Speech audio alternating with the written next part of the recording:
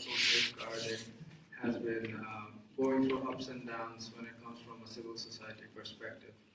Over the decades, we have seen ADB invest in large-scale infrastructure in sectors of transport, energy, agriculture. And it's only recently, in the last 10 years, that we've seen the evolution of the safeguards policies and accountability mechanisms. So the reason why we organized this particular discussion was to talk about older projects and how did ADB respond to environmental and social protection, and what can be done in the future to make it better. So a quick introduction to the panelists. Personally, my name is Ryan Hassan. I'm the Executive Director of NGO Forum on ADB. I'll be moderating the session. To my right, I have Ms. Karen Bhatt from the Public Services International. With us is also Mr. Ian Bhuti from Equitable Cambodia. To my left is Mr. Naseem Ahmed, who's the Deputy Director General of the Sustainable Development and Climate Change Department. He's also the Chief Compliance Officer of the Asian Development Bank. And then after that, we have Ms. Adeline Angeles, who's an affected community representative from the Philippines on the Mar Copper mining project. And at the far left is Mr. Bruce Shoemaker, who's an independent researcher who has looked exclusively at the Nam Tham 2 project in Laos, and he will share his experiences. So without further ado, I'll give the floor to Deputy Director, Mr. Naseem Ahmed, to give his intervention. Thank you very much, Ryan, for that introduction. And hello, everyone. Nice to see you here at lunchtime for a very important topic. And I just wanted to start off by saying that ADB is proud to have played a part in the remarkable transformation of the Asia Pacific region during the last 50 years. And through our partnership with our member countries, we have mobilized and invested over $250 billion in infrastructure, social sectors, capacity development, and knowledge sharing to build prosperity across the region. Looking ahead, ADB has estimated that developing Asia will need to invest $26 trillion in infrastructure between now and 2030. That's $1.7 trillion per year if the region is to maintain its growth momentum, eradicate poverty, and respond to climate change. But unless this infrastructure development is planned and done properly, we run the risk that tremendous social disruption and environmental degradation may ensue. And that really is the key reason why effective environmental and social safeguards are so important and will become even more important going forward. And I think here everyone in this room agrees that strong environmental and social safeguards are actually the cornerstone of sustainable development. And that's certainly the way we see it at ADB, and we see safeguards as a source of major value addition that we can provide.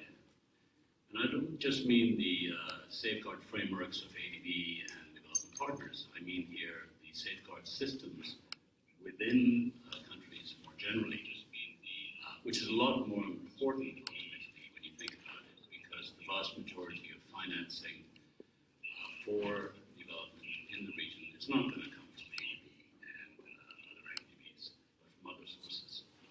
And here by country safeguard systems, I mean the totality of a country's laws, regulations, procedures for managing environmental and social risks. So one key point I wanted to make just to kick off is that the argument about what constitutes international good practice isn't really there anymore. Basically, there's a fair amount of consensus now as to what constitutes international good practice. NGOs like ADBs have been at the forefront of defining these international standards for the last few decades. There's been a real convergence among international players on these issues. So we're pretty much in harmony when it comes to the level of principles. The private sector banks are also coming onto the same plane with the Equator principles. So there's pretty much a common ground as to what constitutes a good EIA, what does proper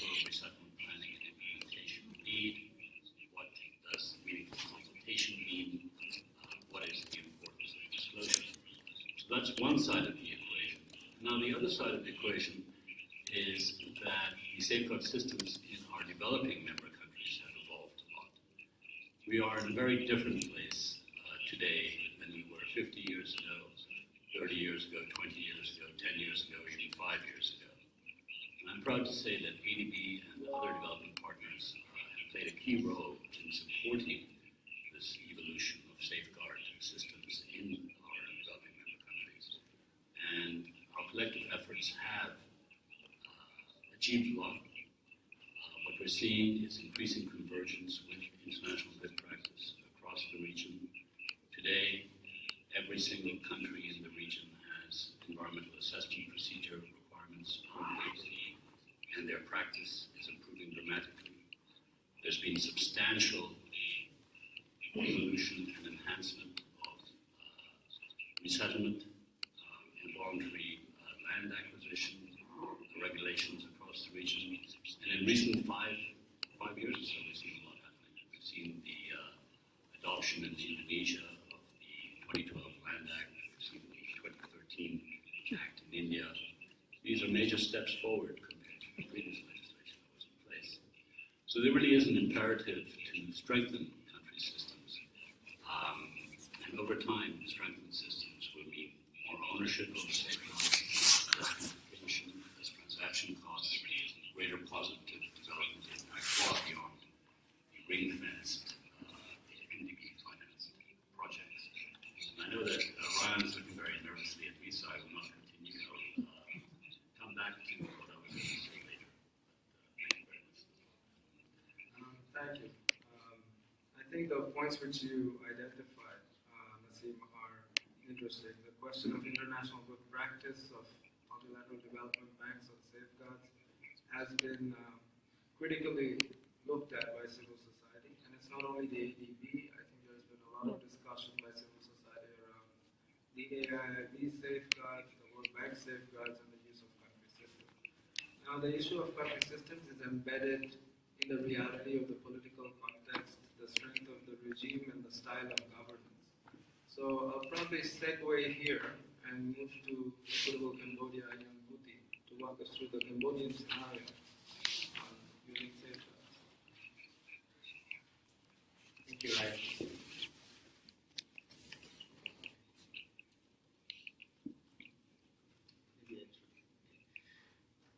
Hi, good afternoon, everyone, and thank you for joining us today.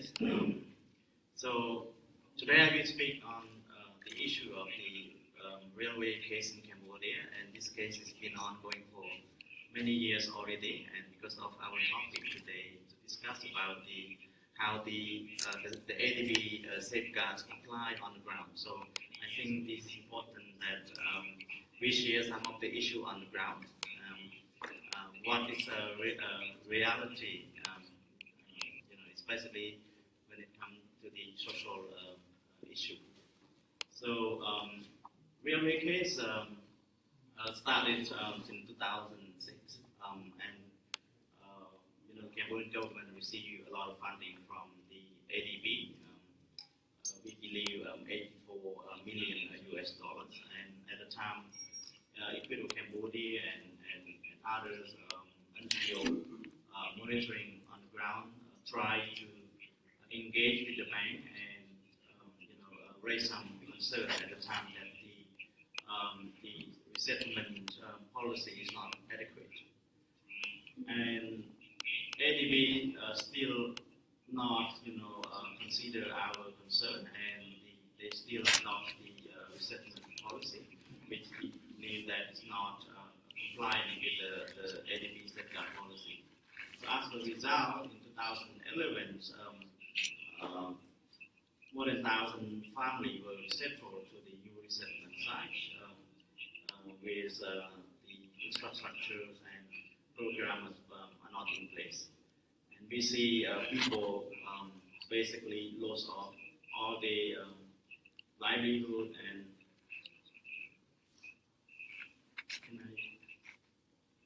I try to use this. Sorry. Can you have it the slide? Sorry. Yeah. So the problem is that after people were resettled and no program and support in place, we see people become impoverished and there's no job, there's no services at the site. And we again try to engage with the banks and the government, try to address that issue. But still, the response was not adequate, and people continue to suffer. And until 2012, we submitted a complaint to the ADBs accountability mechanisms, so that the ADB can look into the issue that people are facing. And this is just an example of where they used to be before.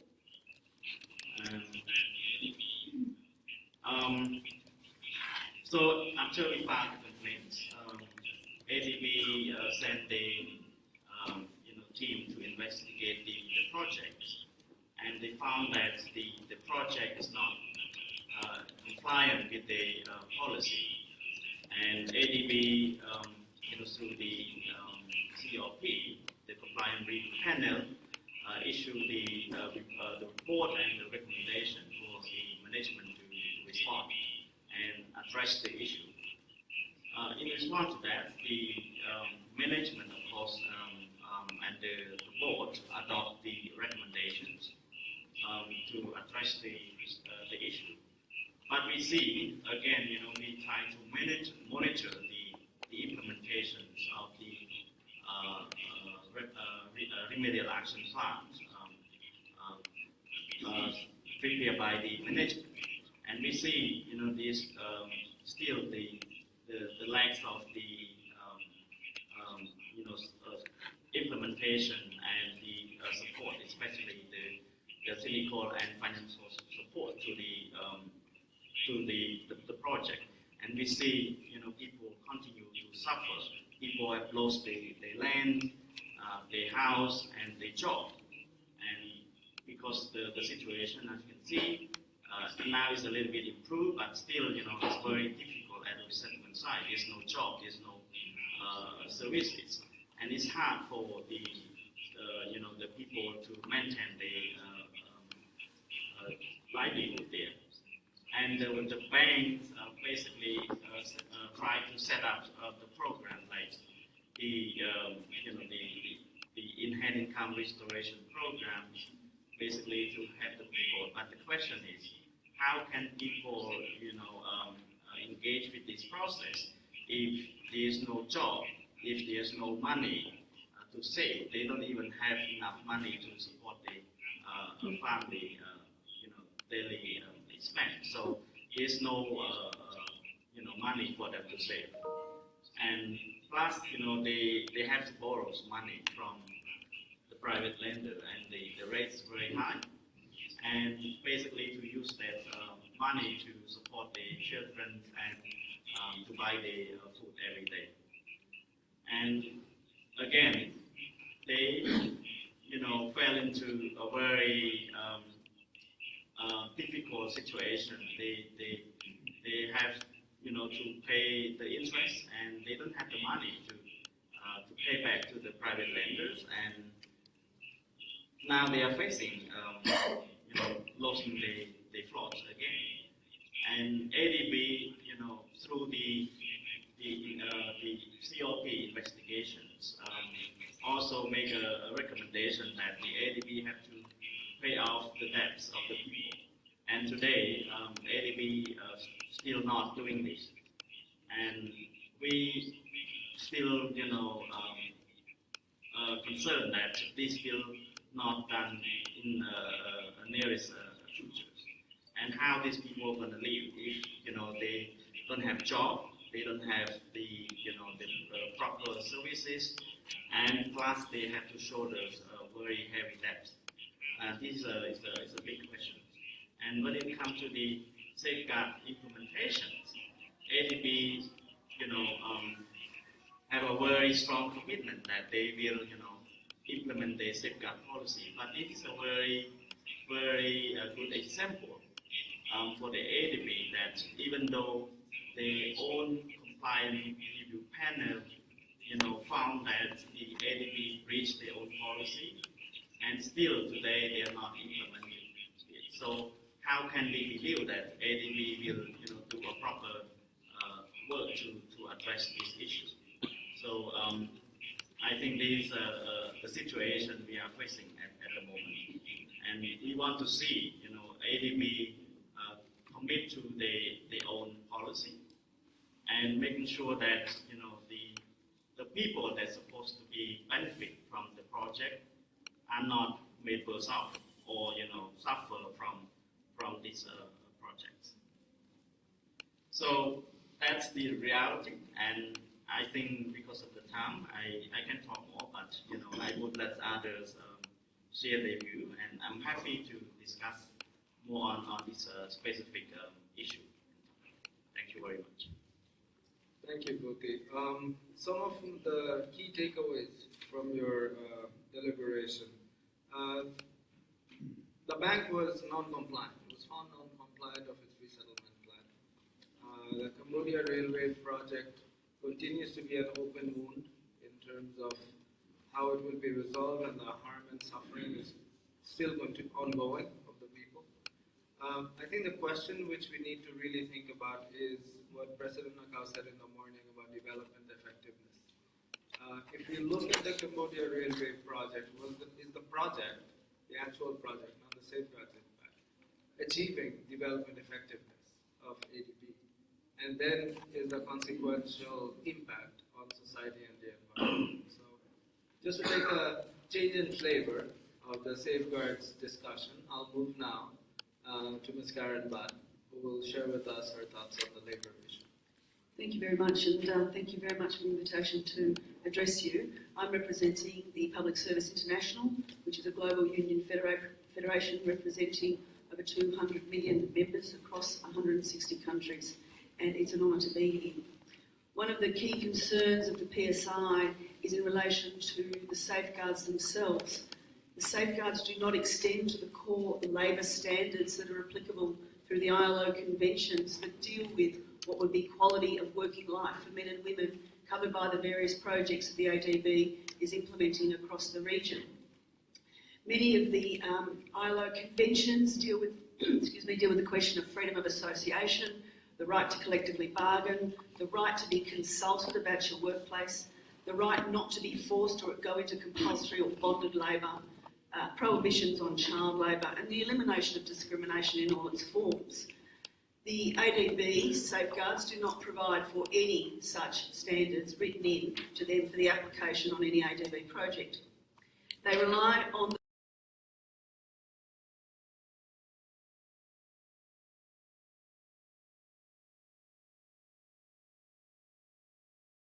force for all those projects for every single staff member who is affected by any one of the various funding models that have been considered by the ADB and its number of private sector investors.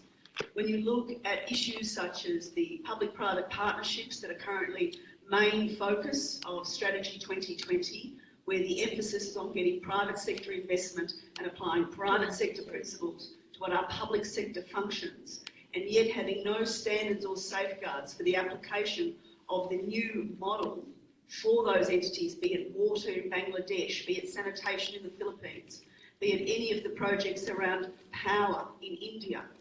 What we have is a process where there are no safeguards. In 2006, the PSI did an undertaking research piece of work to look at what were some of the significant breaches of labour standards based on the MOU with the ADB. Thousands of people, thousands and thousands of public sector workers across many projects the ADB funds were laid off. They had no job and no work to do, no dignity of work once the projects were commenced. Their wages and conditions were either stripped away or they were reduced significantly so they did not have a living wage. Their rights to collectively bargain were abolished, and their rights to join a trade union to try and agitate to get better wages and conditions or to retain what they had were prevented by thuggery and standover tactics and seeing union leaders and union activists lose their jobs, being arrested and being stood down and never to get a job again, being blackmailed effectively. Functions and assets that were privatised under some of the PPP models saw private companies start to rip off the very communities the bank says it's looking after. And as a result, some prices were raised for water, a fundamental commodity, by between 500 and 700% in a number of the communities where they moved PPPs in the water industry. Poor community members could not afford to take the advantage of some of the new infrastructure built. So many of them resorted to continuing to drink contaminated water. Now that for me means that the principles, the high standing ILO MOU that has been signed does not have the capacity to be enforced. Members of the DMC are members of the ILO. They are, by default, required to comply with the ILO conventions. There is no mechanism for PSI or any of its other affiliates to deal with these particular issues on a project-by-project basis. At the moment, we do not have a labour desk that allows us to take up and monitor and supervise the behaviour of various governments and various equity partners in projects across Asia and the Pacific. This allows rampant commercialisation and privatisation of things that are at the core of what makes our communities safe, what gives people dignity at work, and provides people with an opportunity to train their children. Many of the projects simply retrench people. They do not provide apprenticeships or traineeships for young people in those communities so they can learn a skill so they can too get out of poverty. What we have is rampant commercialisation of government assets that are built up in communities over years that do not actually grow the communities, do not actually provide them with a real living capacity to move beyond what has been the very reason ADB wanted to go in to address some poverty issues. But the use of both public-private partnerships, build, own, operate transfer arrangements do nothing to build the communities. They are about private profits for private companies. And when you look at Strategy 2020 of the ADB, 50% of the investment strategy is going to be about public-private partnerships. Without a core labour standard governing the operation of these projects, more and more people are going to be put out of work, are going to be working in substandard conditions, will not have their health and safety rights recognised, will not have their pension rights protected, will not have the right to simply move along and find another job, because there are no other jobs, as my friend before had indicated. We are concerned at the PSI that Strategy 2030 does not mention core labour standards, and I know that the President today mentioned that being an oversight, and I hope that that's the case. But if we're going to have safeguards, if we're going to have standards built into the strategy, we need a way of enforcement, we need a way of monitoring, and we need a way of making sanctions against those who deliberately breach the labour standards that the ILO say are applicable, that all of the countries affected by the ADB investment strategy adhere to, and yet, when you look at them in reality, they are ignored. We need to stop the ignoring of labour standards because it's about the rights and entitlements of people in the public sector who are seeing their livelihood stripped away with the ADB model for PPPs and build, own, operate and transfer. We actually call on the ADB to enter into emergency dialogue with the PSI to ensure that Strategy 2030 has core labour standards incorporated into the safeguards and that we have a way of enforcing them and monitoring and ensuring that we have a way to stop what is clearly going on with the rampant privatisation of public sector services in the Asia-Pacific region. Thank you. Thank you, Karen, for that very powerful deliberation on labour. If it's an oversight, it's the 50 years of ADB, it's one hell of an oversight to not have core labour standards in the operational guidelines or the project level. So just to break away from the mode of transmission of information in this particular session, I'll open up the floor for some questions and feedback. Try to keep your interventions in a question form so that the panelists can answer, and kindly introduce yourselves. Any show of hands? Yeah. Kindly introduce yourself. My organization is the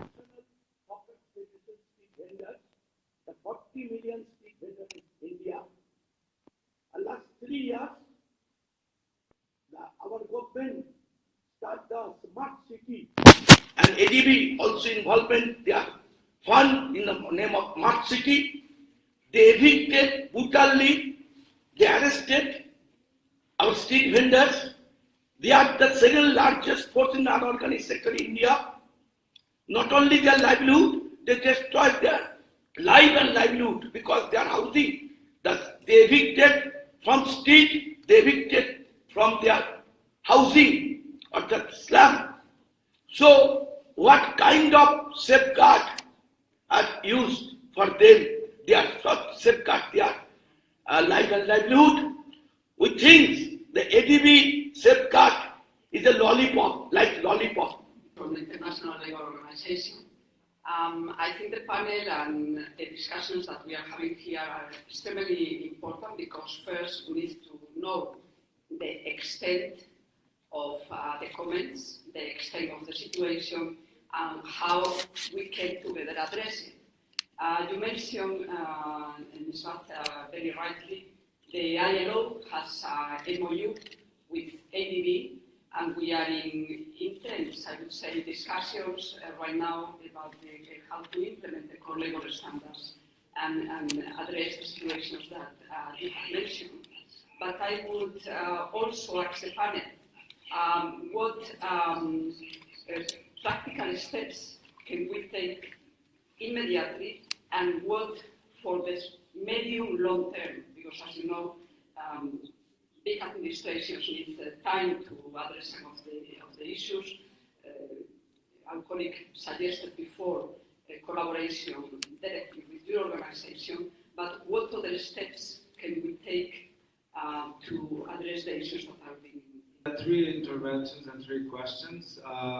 Looking around the panelists, I think the only person we can ask them to is my dear friend, Mr. Nassim.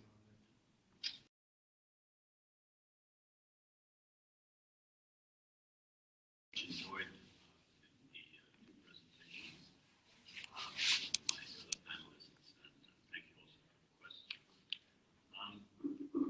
I thought since the core labor standards presentation by Karen was then followed up by a question from our colleague from ILO, and just touch base on that. One thing to recognize is that ADB has its commitments to core labor standards in its social protection strategy. And when we were updating the safeguard policy, there was a choice: either stick core labor standards in the safeguard policy or leave them in the social protection strategy together with the full range of social protection and labor issues.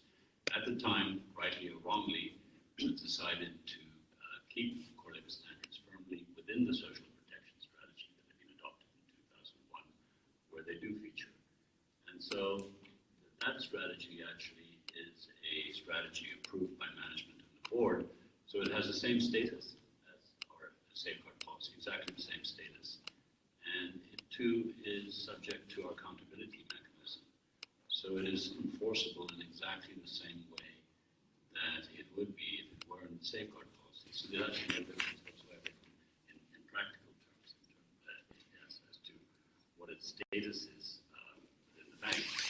And so that's why, like with all strategies and policies of an operational nature, there's an operational manual, OMC3, Incorporation of Social Dimensions in the Project Cycle, which requires that in each stage in the project cycle that certain actions are taken. For instance, early on there's an initial poverty and social assessment. Then when a project is submitted to the board, there's a summary social protection, social poverty, and summary poverty and social assessment that is also included. Where the issues are relevant, then they're reflected in the loan agreements, and then that cascades down to tender and bidding documents where the bidding standards on labor are embedded. So there is a process, and within ADB there's a policy and there's a process to address it. Now, are we doing enough on it? That's really the issue, and that's where relationships with ILO are very important. We see ILO as being a source of knowledge and expertise and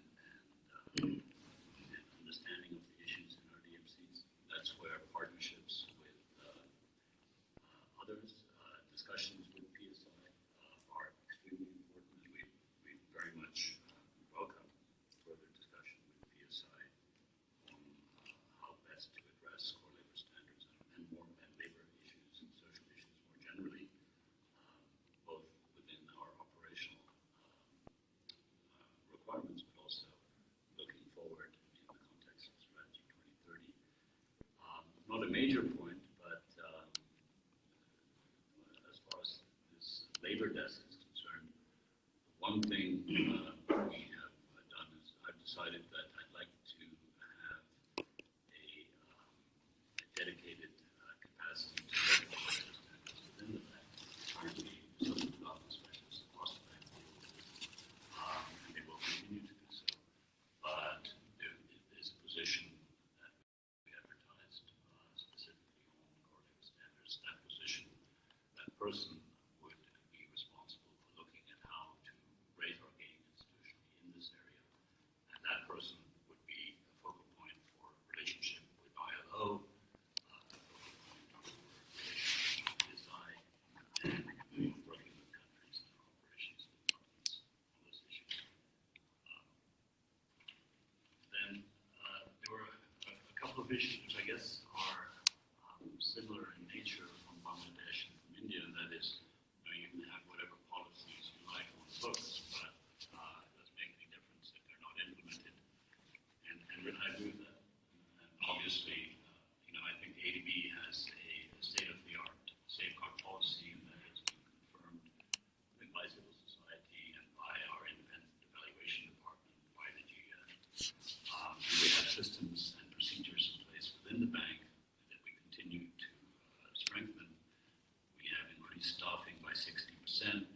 Now we're moving people into the field, into our resident missions, increasingly because we think that's where the action is, obviously. And what our borrowers require, ultimately our borrowers are the ones who own the projects, we're only financiers. What our borrowers need is help to implement the provisions of our safeguard policies in the field. And that's where supervision is extremely important by ADB, by our supervision consultants, by the executing agencies themselves. That's where implementation capacity is of central importance. That's why we're investing more than $40 million across the region, specifically on implementation capacity to deliver on safeguards. And a key point, and I'm sure we'll come back to this later, is the centrality of project-level grievance redress. And here, our policy requires that grievance redress mechanisms are established for every project. I think what we need to focus on is on ensuring that these grievance redress mechanisms operate properly, that they're properly conceived, and they work. And so, one thing we want to do, partly in response to a study by the independent evaluation department, is to look at our experience with grievance redress mechanisms and look at how we can improve the way they are configured and the way they are set up and the way they actually work in practice. And for that kind of study, I really want to work closely with our partners in civil society, with RIAM and the broader network, and affected people, because ultimately, we share the same concern, that is fixing the problem on the ground in real time. And that's really, that's ultimately the most important thing. Thank you. Well, I think those of us who actually work with the communities, and I can sense from the interventions of the consultant from Bangladesh, from India, the people are witness to suffering of other people. And once you witness the suffering, you become angry and frustrated. And then you come to the hallowed halls of the ADB, and some of that anger and frustration echoes in these hallowed halls. And we hope that it's heard and it changes the DNA of the bank to address.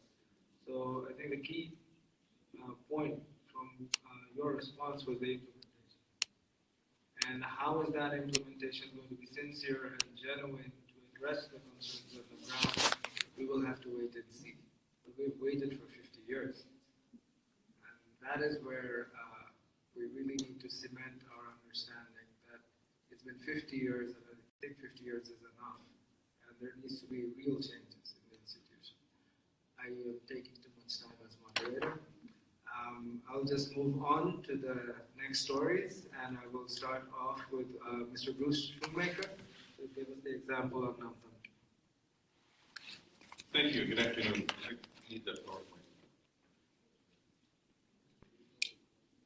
So I'm going to talk about the Namtham 2 project in Laos. And the reason for that, there's a lot of hydropower projects out of there. This was, in 2005, the World Bank, the Asian Development Bank, and a lot of other government bilateral agencies all approved financing for Namtham 2 as the first large post-World Commission on Dams project that was going to reflect much higher environmental and social standards. And it had the buy-in from many different governments, independent monitors, and even some NGOs. But it was also built in Laos, a country that was, had very severe governance issues. So this is another public-private partnership under the BOOT model, a consortium of companies, and it was export electricity for Thailand. And the ADB and the World Bank supported it based on its potential for poverty alleviation, and then it had all sorts of new social and environmental mechanisms. So there was three big issues as far as the social and environmental impacts of the project. One was a large reservoir requiring resettlement of indigenous communities. Second was there was one of the most important biodiversity conservation areas in Southeast Asia, and it was promoted as being able to protect that area, which is the watershed of the catchment of the dam, and keep it pristine. And then there's downstream impacts because there's two rivers that are impacted. One, because the water gets diverted from one river, the Namthun, into the Sabang Pai. There was one of the state-of-the-art monitoring things was to have an international environmental and social panel of experts that would issue regular reports and have high level of transparency. And this was especially important in Laos because there was not local civil society able to do that. And the POE was strongly supportive of the project. So what happened? It was built in finished in 2010.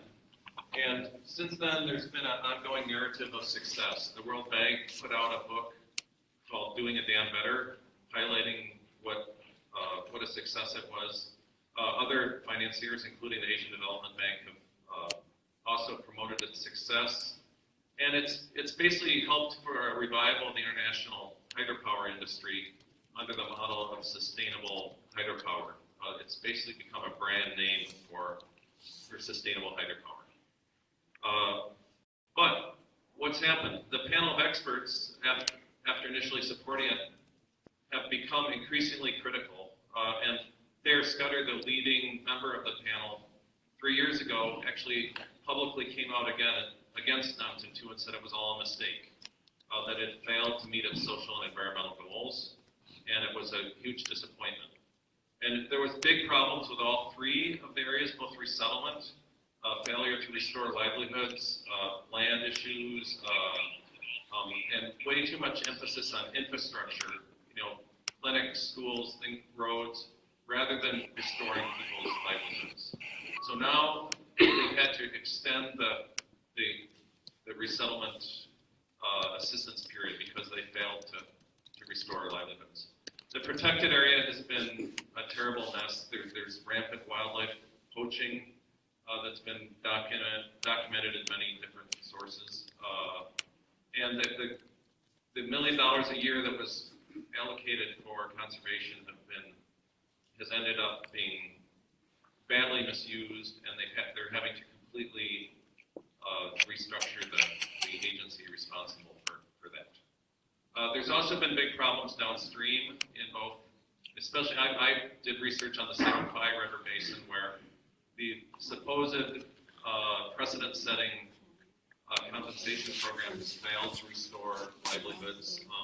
So there's both independent reports and the panel of experts' own research has found that it's had serious failure to restore livelihoods. There's also been big problems with the central rationale for the project, which was national level poverty alleviation, that having more money would allow the government of Laos to do better poverty reduction strategies and programs. But the World Bank and the ADB have actually been unable to get key financial data on the project. And their own reports say it's still unsatisfactory, that they have not been able to determine. They can't really say with any certainty what type of contribution it's had towards poverty alleviation. This is the World Bank's own reports.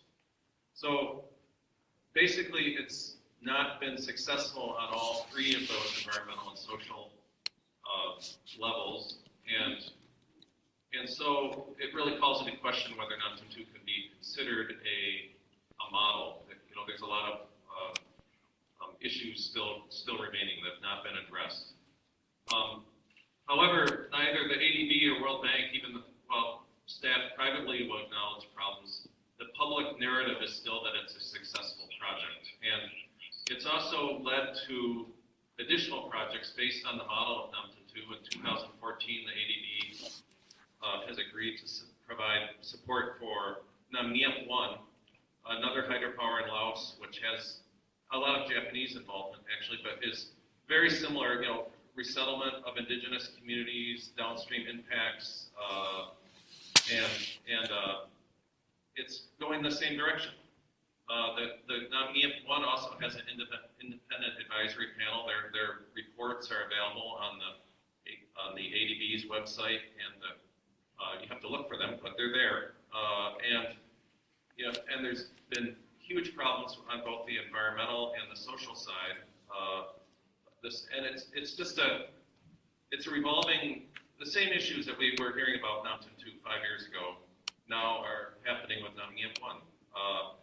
And it's got to the point where the independent panel was actually confronted by villagers in December who were armed and refused to let them into that project area because people are so angry about the resettlement. They're actually the independent panel said that the power company is in danger of being in violation of the whole concession agreement. So very strong language coming out of this independent panel. So what this says to me, Nam Tum Tu was basically to be the new model with high levels, incredible amounts of studies and input, and it still has not been successful, and it's spawning other projects that are then having the same problems, and so we just see, despite these high improved safeguards, the same problems being repeated and repeated and repeated. And what it says to me is, I question whether safeguards, no matter how well they are, how well they are defined, what they really mean in a country with severe governance and transparency issues. So and this was already touched on, it's a problem of implementation, but I question whether in some instances, whether safeguards are the answer. And we maybe have to look more carefully at, do you finance high-risk projects in countries with severe governance issues? Because the risks are being borne by the local communities and the local environment, and those risks are just too high. Thank you. Thank you, Bruce. It's a very alarming situation in Laos. Even for civil society, it has been very difficult to even engage with communities because they're so afraid to speak out about their concerns. So having Bruce present this information is also quite an achievement for the forum and Mekong Watch and everybody involved, because we just can't find somebody from Laos who can come here to talk about it. And that's how the scenario is. Which leads us to the question and the point which Bruce is trying to make. Why does ADB keep lending oppressive regimes which have bad governance? And the question of safeguards for Nam Tum Tu and the application of the best safeguards which ADB has, which is the SPS 2010. And I think it was clear from the precedent in the morning that you can't retroactively apply the safeguards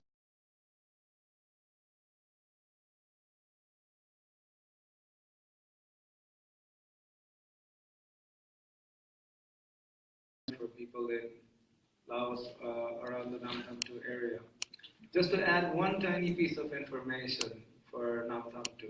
The resettled site is called the Nakai Plateau, if I'm not mistaken, and that translates to the place where nothing grows.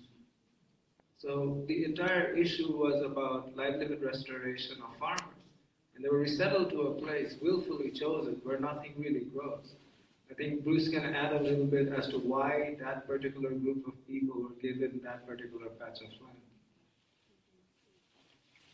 Well, there's definitely, I mean, resettlement projects in Laos have shown time and time again there's this myth that there's all this extra land, fertile land around in the country because the overall population density is low.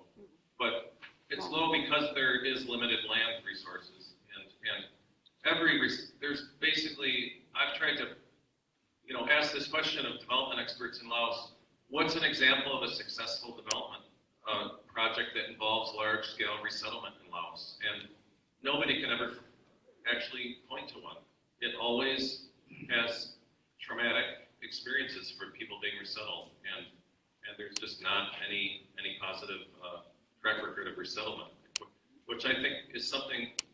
If you're looking at resettlement, if you're proposing a resettlement in Laos, you're probably condemning people to a huge amount of disruption and suffering. That's just the reality. Thanks, Bruce. Just looking at the time, I think we have one more intervention. We can hear about the Marinduque copper mine case from Adeline, and then maybe some feedback from Nasim, and hopefully I can open up the floor and pick up any burning questions. Adeline? Good morning. I came from the province of Marinduque, from the Marinduque Council for Environmental Concerns, a community being supported also by the LRC. As I mentioned a while ago, the island province where I came from hosted Marcopper Mining Corporation for around 3 decades. The exploration actually started around late 1960s, but the actual operation started in the early 70s with funds of around $40 million loan from ADB. This was secured and guaranteed by the Placer Dome, a Canadian transnational company, which is 40% owner of Marcopper. My province, Marinduque, and that Marcopper Mining Corporation caught the international attention in 1996 when the Marinduque mine spill. 1996 Marinduque mine spill happened, which contaminated around 27-kilometer Buak River. But even before that, as early as the 70s, just before the Marcopper started its operation, the people are already complaining about their dumping of their toxic waste in the Calancan Bay. And also in 1993, there was an incident. One of their dams, supposedly it is an anti-pollution device. They claimed it to be an anti-pollution device, but at the end of the day, it was not. It collapsed and became the reasons why another community in the province complained also filed a case that is also being held by LRC. Then the 1996 Buak mine spill that I was talking a while ago. All of these incidents happened, and in 1990, after the incident, Placer Dome and ADB transferred their interest to an MR Holdings, which was based in Cayman Island. And from that time, the bank documents became not available to many, even to some sectors in the government. After 30 years of mining the province, as I shared during the meeting with the president, they left Marinduque as one of the poorest, still one of the poorest provinces in the Philippines. It contaminated two major rivers, the Bok River, which was the subject of the mine spill in 1996, and the Mokpok River, which was the subject of a complaint and an event in 1993 with the collapse of their dams. I shared a while ago about the health condition in the community, in the affected areas. There were studies done by different agencies, including UPP, that of the University of the Philippines, PGH, and the Department of Health of the Philippines. And in one study, 100% of those tested were found to be positive for heavy metal contamination. And just now, what is causing so much fear to the community is the dangerous dam, which according to many studies, including that done by the United States Geological Survey and that of the Mines and Geosciences Bureau of the DNR of the Philippines, said that it is posing an imminent threat and imminent danger of collapse. Just before I came here, my province was visited no other than by the DNR Secretary, Gina Lopez, and one of the discussions in the province during her visit was how to deal with the imminent danger being posed by the dangerous dams. So I came here, and thank you for those who facilitated for me to be here to represent the voice of the community where I came from, because we are really in panic now. Because as we are discussing here,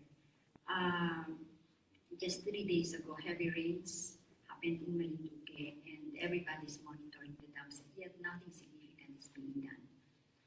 And we are here to demand accountability, because when the divestment happened after the incident, the people in the community, we interpreted it as a strategic, as a creative way to avoid accountability. And this must be stopped. Thank you. Thank you, Adeline, for that very powerful story. I'm personally living in the Philippines. I think we faced 3 earthquakes in the last month. Considering that El Nino is going to be coming around and the rains are going to start, this is a really precarious situation. Just one bit of additional information. The Philippines government claims to have not enough funds to remedy the harm in Marcopper. So the question goes back to the ADB in addressing this particular problem, both from a resources point of view and then at the same time from a policy flexibility point of view to incorporate older projects which have serious threats and imminent danger surrounding it. So Naseem, are you good for some feedback now, or do you want me to take some questions from the floor?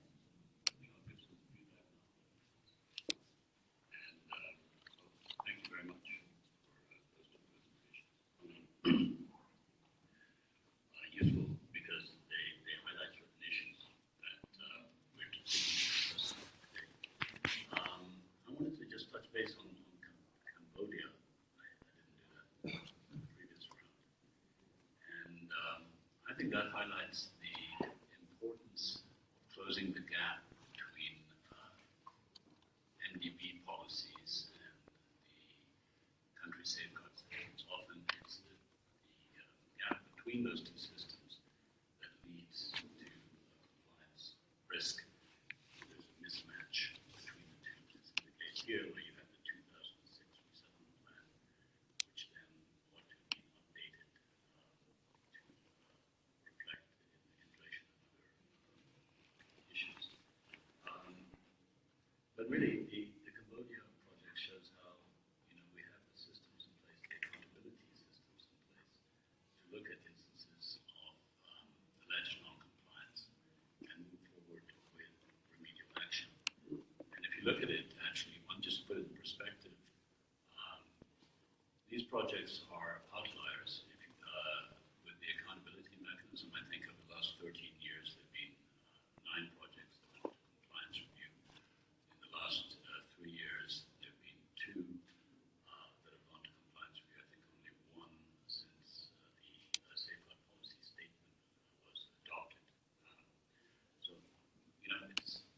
these projects are difficult projects and ones where we don't have systems in place to address them. But I would encourage you to look at the progress report by management that was just that has been placed on the web, the 11th progress report over the implementation of the remedial action plan, as confirmed by the compliance review panel in its second annual report last year. They will be doing another one this year. 4 out of 6 recommendations are pretty much addressed, and substantial progress has been made the remaining 2. So when it comes to village infrastructure, there the progress has been made on that, including strengthening the operations and maintenance arrangements. On grievance redress, technical assistance has been provided to strengthen that. There's been capacity development of the Intergovernmental Resettlement Committee. The livelihood program has been receiving sustained support under a DA program, and now with the recommendation on debt workout, there a job placement scheme has been put in place, as well as a training program on improvement in financial literacy. And under the most recent data, I think there are about 16 families that are concerned when it comes to indebtedness and getting priority under the job placement scheme. Equally with compensation, the government has made substantial progress there.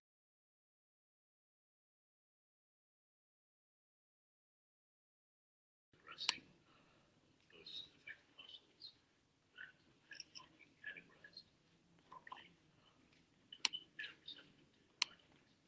So I think what we're seeing there is there's policy in place, there's a system in place for ADB to address the outstanding issues when they crop up in their project.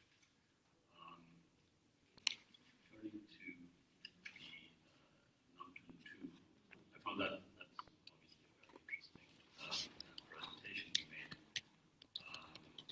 The panel of experts has just been in the field, and they will be issuing a report on that visit very soon. The project is on track for delivering $2 billion in revenue during the concession period to the government of Palau. The World Bank has confirmed that just now that it's received the audit statements, revenue statements, and that they're up to date. So the World Bank is taking the lead there in tracking those financial aspects.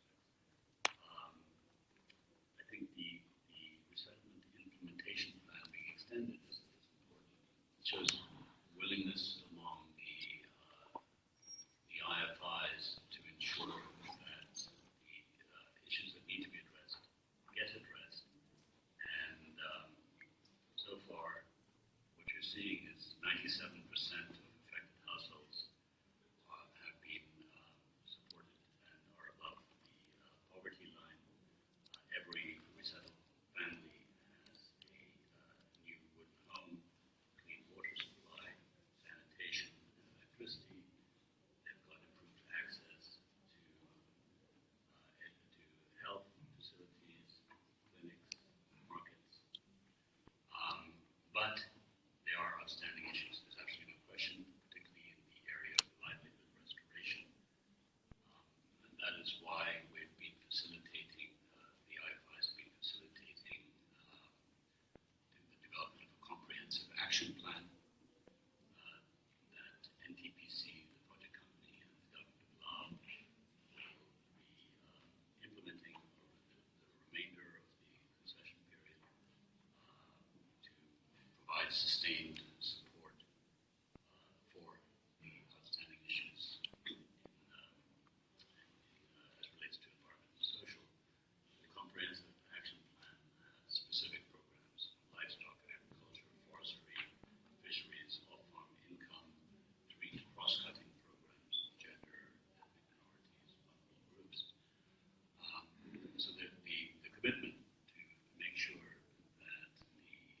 safeguard requirements laid out in the concession agreement are fulfilled is there. And what we've learned from looking to it, and I guess it's a lesson that does that has relevance elsewhere, is that you need to be in there for the long haul. Because obviously these safeguard plans have need sustained support for the implementation. Then on Mark Copper, that's a very tragic story unfolding there, I think. And,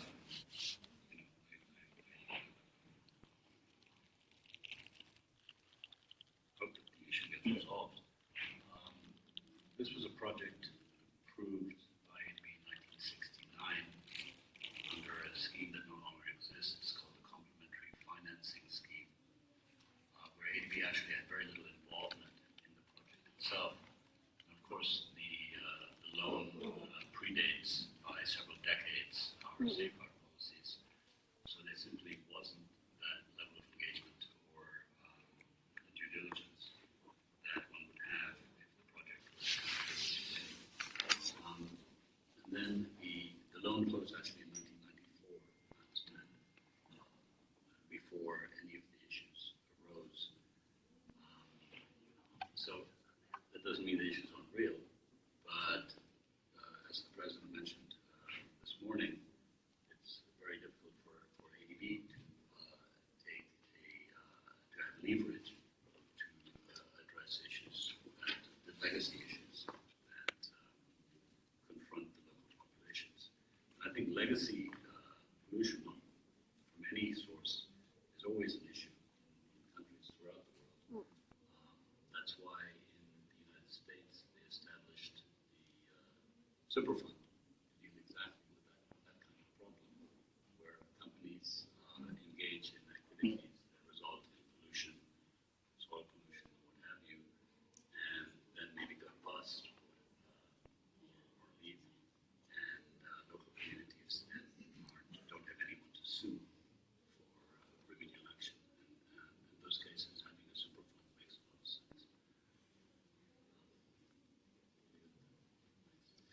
Thank you, Naseem. Those are very difficult questions to answer. I do not want to be in your shoes. Let me open up from the floor and see if there are any questions. I see Jessica, arms raised. Obviously, Ram. Any more hands? Norley. Anirudh, oh my God, this is going to take some time. All right, I'll start off with ladies first, Jessica, then Norley, then Ram, then I'll stop, and then I'll take some more.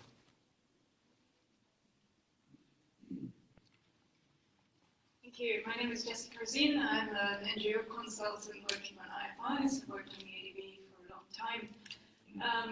I think to hear about Macopper is actually quite striking, because a lot of us, when we started this work 10 or 15 years ago, this was a project in the Philippines heavily affecting population already.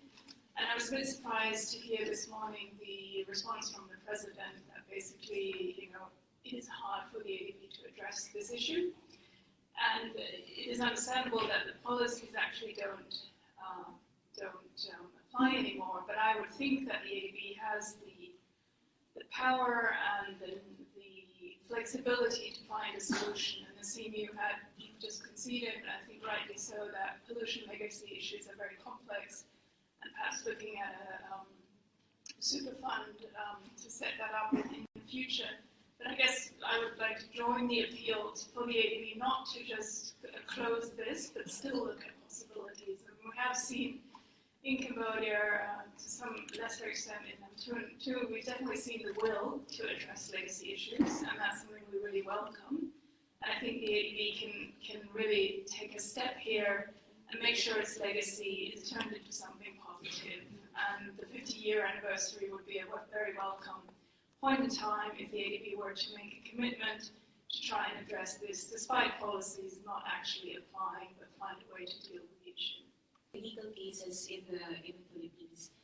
Jessica has basically said what I wanted to say, so I would just like to support her suggestions. And also, I think it's high time for the ADBs especially now, after 50 years of operation, to re-evaluate and look into what it can do, not just now that the safeguards are here and to be implemented, but also what happened even before the safeguards.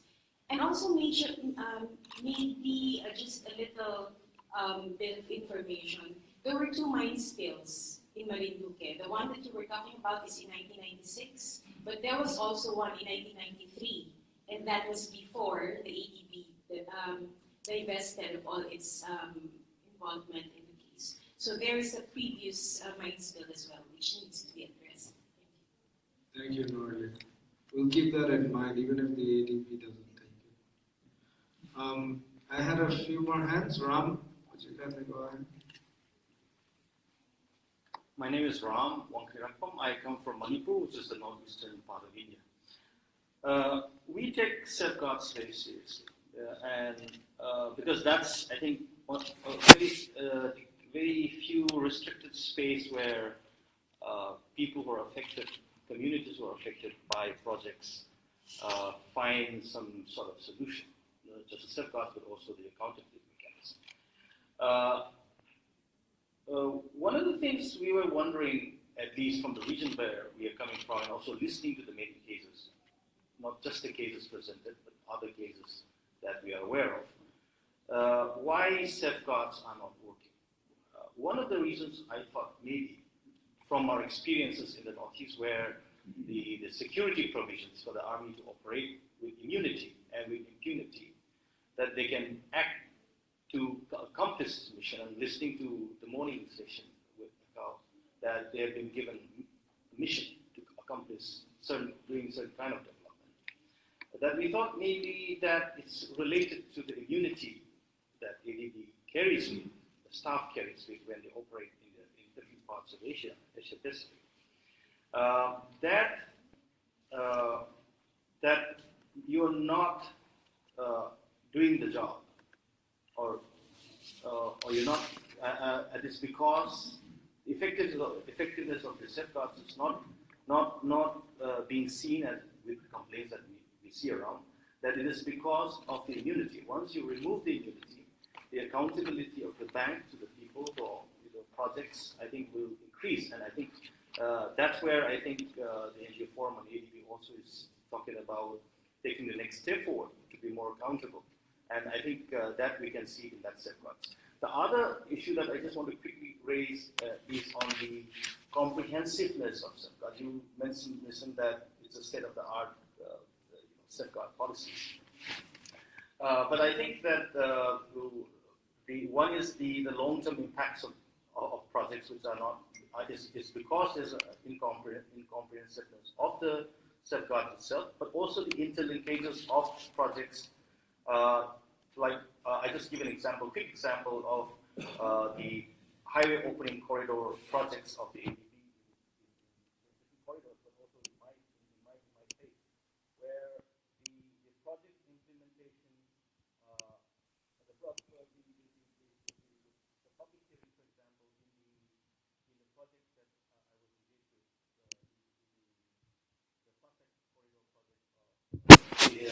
in Manipur, for example. The project took only the implications of how forests or agricultural land is being affected, but not about how the trade route that's been opened by ADB through this project is not being taken into consideration. So the long-term implications on the other related projects are not being taken by the current safeguard model. Thank you, Ram. I'll stop here and allow some feedback. I'll come back to Anirudh and gentleman at the back and Hemanta after the feedback.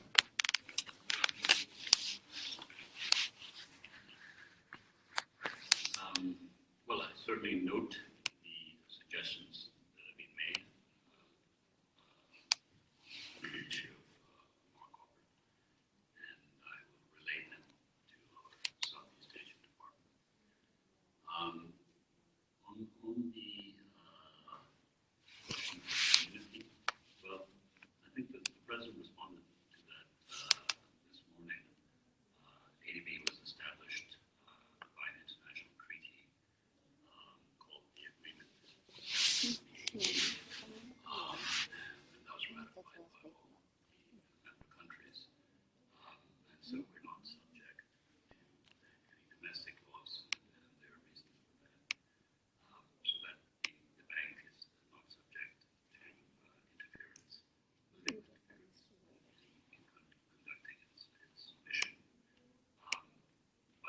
we have an accountability mechanism. The accountability mechanism is there so that anyone can seek recourse in the event that they believe that ADB hasn't followed its policies or procedures. One thing to remember is that ADB is not the owner or the sponsor of any of the projects it finances. It's really the relevant government entity or private sector party involved. So those people don't project. They are subject to domestic legislation. And so certainly there's recourse through the courts in the context of any project in any particular country. So ultimately, whether we had immunity or don't have immunity, there wouldn't be a legal basis to hold ADB liable for the implementation of projects because Okay, there's so many things I want to say to you, Nasi. I don't think I can. So I'll go to the questions on the floor. I think, Anirudh, You mentioned that the paucity of complaints going to the accountability mechanism at the ADB was suggestive of the fact that there are, relatively few problem projects. I'm a little bit concerned that that statement doesn't fully recognize the huge barriers to that communities face in complaining to these mechanisms. We're talking about very oppressive regimes, so retaliation is one such issue. Another barrier to complaint is a lot of communities don't know that there's a mechanism in Manila that they can approach. So I wondered if you could speak a little bit about, firstly, the requirement for, or the need rather, for ADB policies and contracts with clients to explicitly require disclosure about the ADB accountability mechanism. And secondly, if you could speak a little bit about the need for ADB management to take extra measures to address retaliation by would-be complainants. Thank you. I'll hold you for a little bit and take a few more questions. Gentleman at the back. Thank you very much. I'll be very brief, but I represent Oyster International based in Japan. Mine is not a question. I just want to present very briefly the success story of ADB grant in the Philippines. In 1989, we received a grant from ADB through Philippine government to plant mangroves in a small island in central Philippines. Since then, for more than almost 30 years, every year, with the participation of local people, including school children, we have been planting mangroves, become rich forest. Then, about 2 years ago, when strong typhoon came to the Philippines, but this island was protected. No human casualties. The houses, minimum damage. So the important thing is that they continue to work and involving people as much as possible, not to depend on others, not give responsibility to others. You have to take responsibility yourselves. Hemanta. Mine is not about planting trees. It's about the country system. And this morning we heard the president said, it seems like he's a big supporter of the country system. I know, Nissim, you are a big supporter. I'm still not a supporter. I'm still opponent to the country system. Two things. One is I heard that IED report review is not very positive on the country system. That's one question. What is your opinion? Is it true or is it? Am I wrong? The second question is about my recent experience in Sri Lanka. One of the wind power project, which is going to put in the migratory routes of the birds, and this all birds from Siberia comes. The last point is Sri Lanka. So the entry point, you're going to put up more than 50 windmills, and the total is going to be more than 300 windmills. But at the moment, ADB project is around 50 windmills. So there's under the government law, local environment law, they have put up a initial environmental examination, which doesn't need to go to the public comment. But when it came to the ADB proposed to have an environmental impact assessment, but this EIA does not go to the public comment. So I think this is one of the gap in the country system, but I want to get it much more beyond the gaps, because it's not necessarily the gaps and the technical gaps, but I think it's also the practice and also the governance system. So unless we resolve the governance issues as well as the gaps, I think we are not going to get into the country system. So I think that's why I propose that don't go into the country system yet without having a very good analysis. I think in certain cases, maybe you take a positive step, but in most cases, we are not ready for the country system. I want to get your opinion. Thank you. Thank you. So I see a lot of show of hands. We only have 11 minutes left. I will let Naseem respond to the questions, and then maybe some feedback from the panelists.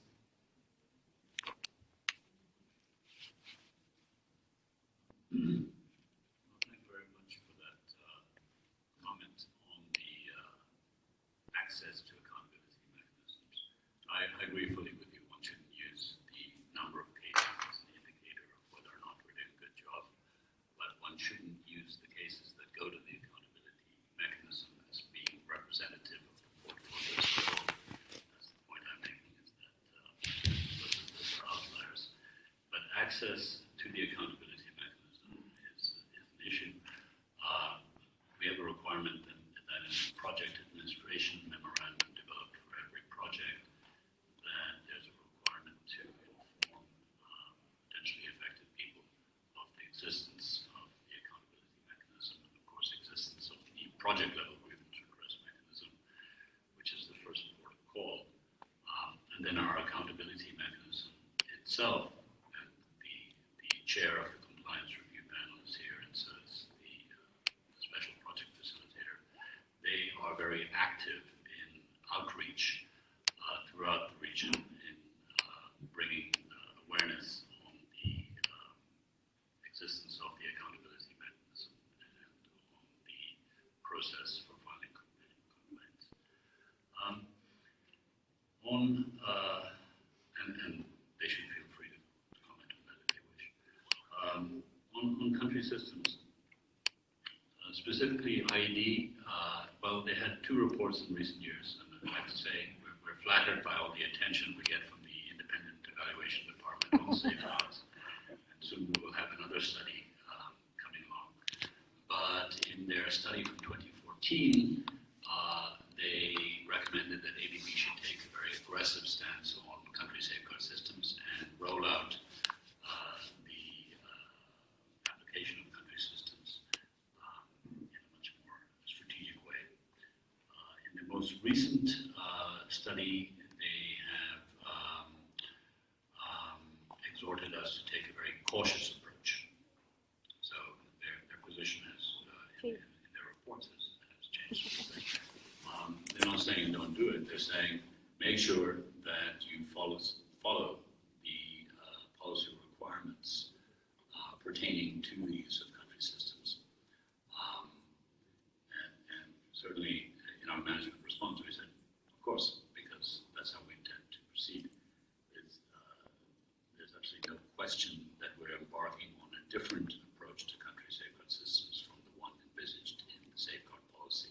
And the one envisaged in the safeguard policy is a very high bar that has to be met. There's an equivalence bar that has to be met. In other words, the country system has to be equivalent to the objectives, scope, triggers, and principles of ADB's safeguard policies.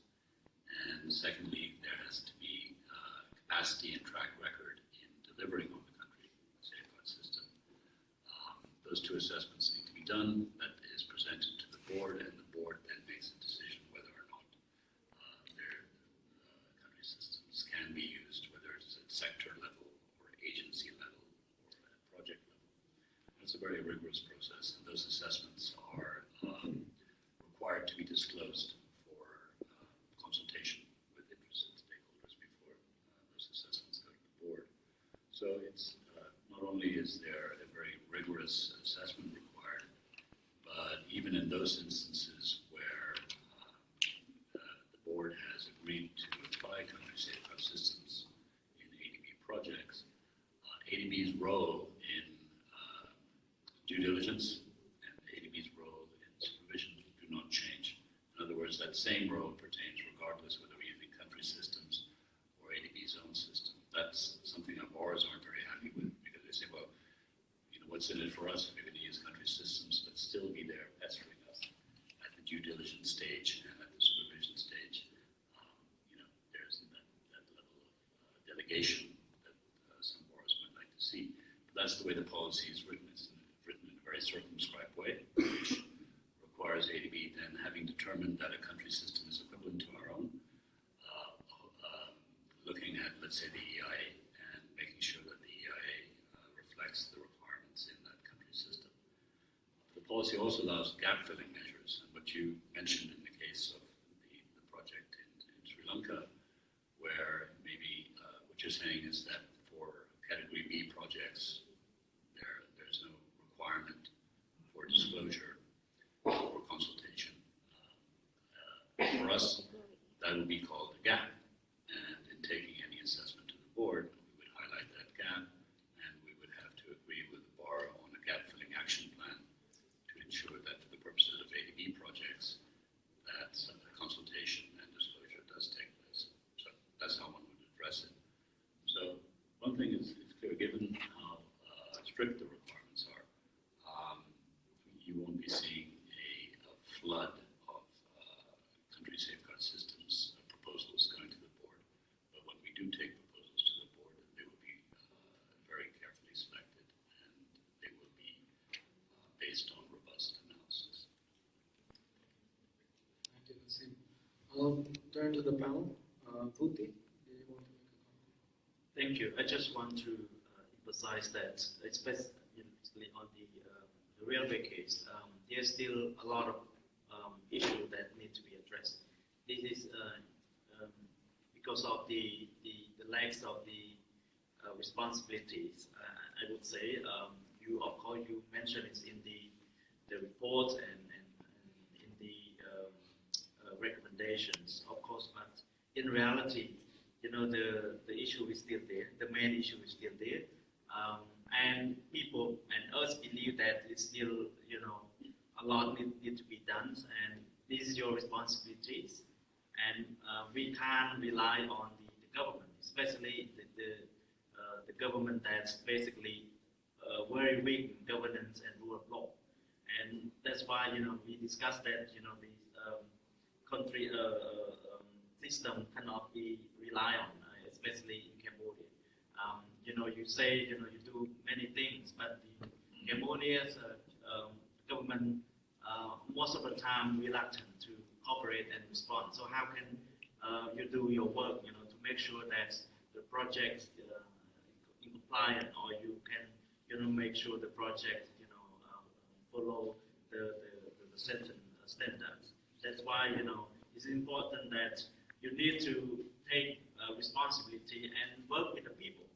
And we see you produce a lot of reports in this case, but the key issue is still not yet addressed, and this is going to be a problem. And without proper process, you know, this is going to be an ongoing issue.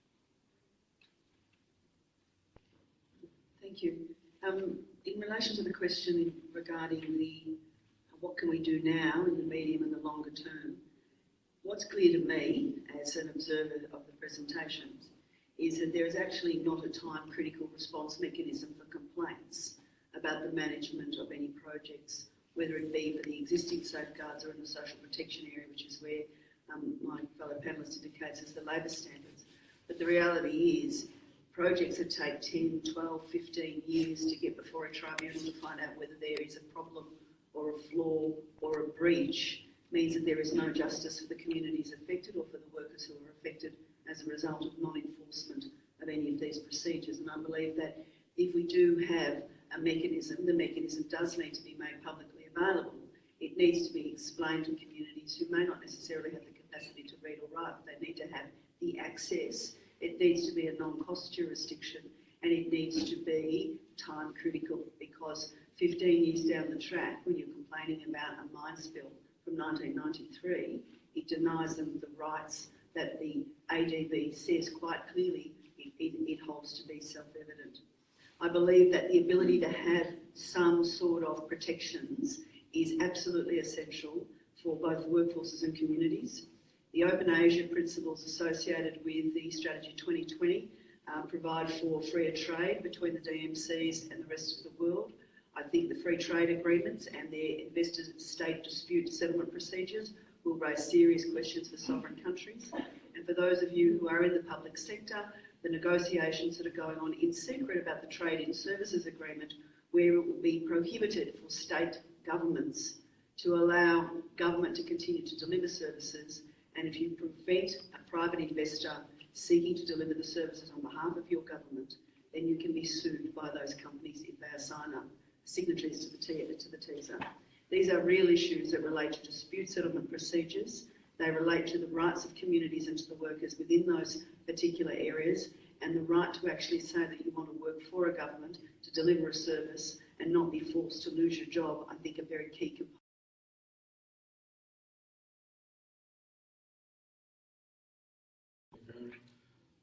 Any last thoughts, Bruce? When I was doing research on the Sabang Basin, we asked people, can you complain or use the grievance procedure, and people just laughed. I mean, it just wasn't realistic. It was seen as, Namtajun was seen as a government project, and it was seen as dangerous to complain about it, that you could get in trouble with the police or get arrested.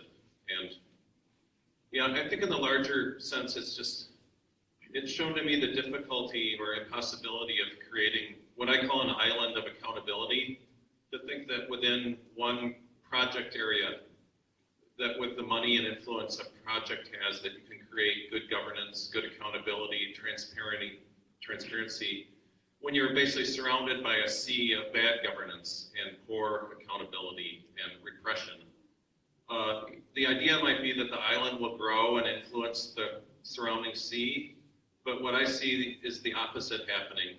The sea drowns the island, and so no matter how good those plans are for that specific project, it becomes so difficult to implement that in the surrounding bad governance environment. And last. In the case of Marinduque's Marcopper mining case, ADB may opt to maintain its position now that since the loan was closed in 1994, according to you, it is no longer connected with the project.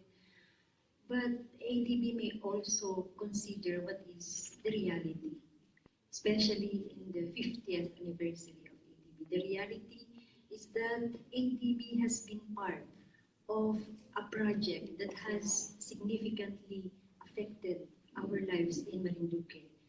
And there are a lot of things that must be done there with regard to rehabilitation, reconstruction, and ADB may opt also to find ways to do something for the communities, because otherwise it may continue to haunt ADB, at least in history. Well, I think as moderator for a very, very complicated session, I only have a few thoughts. I think what we're hearing from everybody is there is real harm. There's real harm, and from civil society, we are here placing our arguments, which is open to interpretation by the bank. And then we're listening to the bank, and that's open to interpretation by civil society. But what are the facts of the matter which are real? The harm is real. The projects are real. The loan disbursements are real. And the demand for accountability is real. And over time, if these harms are not remedied, then the demand for accountability is going to rise higher and higher. And eventually, if the bank does not respond, then civil society will have to put that energy somewhere else, because that accountability is required.